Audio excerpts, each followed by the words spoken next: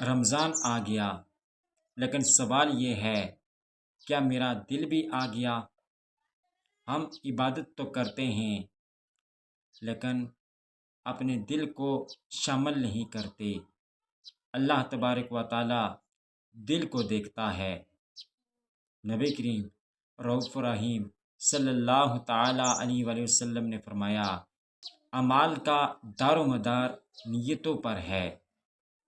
نیت وہ خاموش چیز ہے جسے کوئی نہیں دیکھتا، لیکن رب تعالیٰ دیکھتا ہے۔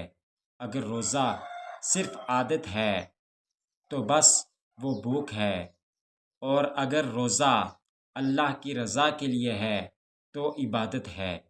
چند لمحے تنہائی میں بیٹھ کر اپنی نیت کو چیک کریں۔